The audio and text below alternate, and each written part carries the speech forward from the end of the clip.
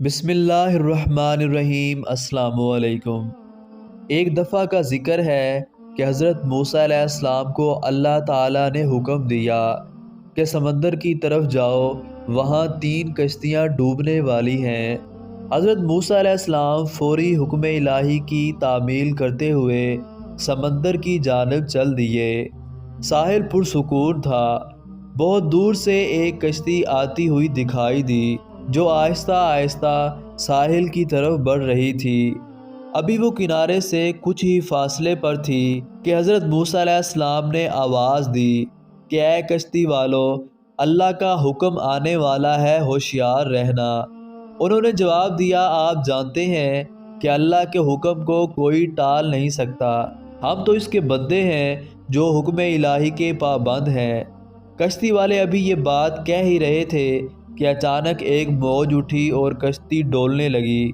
سوار اپنے آپ کو بچانے کی کوشش کرنے لگے۔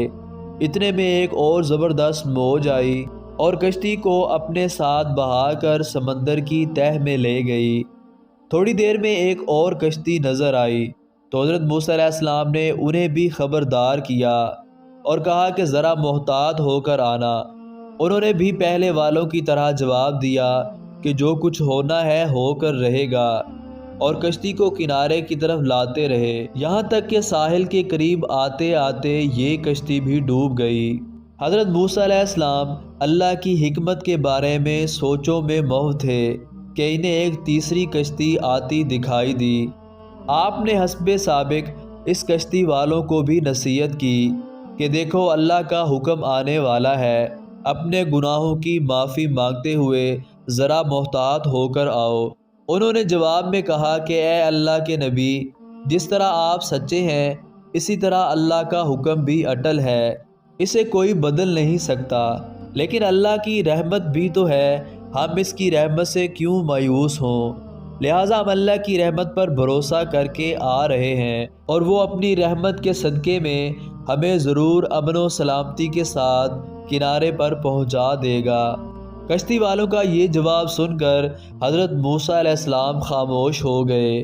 جب کشتی بحفاظت کنارے آ لگی تو اللہ کے پیغمبر علیہ السلام سوچنے لگے کہ اللہ نے 3 کشتیاں ڈوبنے کا فرمایا تھا، 2 تو ڈوب گئیں لیکن تیسری سلامتی کے ساتھ کنارے آ لگی، یہ کیسے بچ گئی؟ ارشاد باری تعالیٰ ہوا کہ اے موسیٰ، آپ نے سنا نہیں کہ تیسری کشتی والوں نے کیا کہا؟ انہوں نے میرے حکم کو تسلیم کیا تھا، میری رحمت کو آواز دی تھی اور اس پر پورا توکل اور بھروسہ بھی کیا تھا، تو اس لیے یہ کشتی میری رحمت کے طفیل بچ گئی، کیونکہ جو بھی میری رحمت کے دروازے پر آ کر صدا دیتا ہے میں اسے نا امید نہیں کرتا۔ حدیث میں آتا ہے کہ جب اللہ تعالیٰ نے مخلوقات کو پیدا فرمایا تو عرش پر لکھ دیا، میری رحمت میرے غضب پر غالب ہے۔ روزانہ ایسے ہی واقعات سننے کے لیے ہمارے چینل بشر اسٹوڈیو کو سبسکرائب کریں۔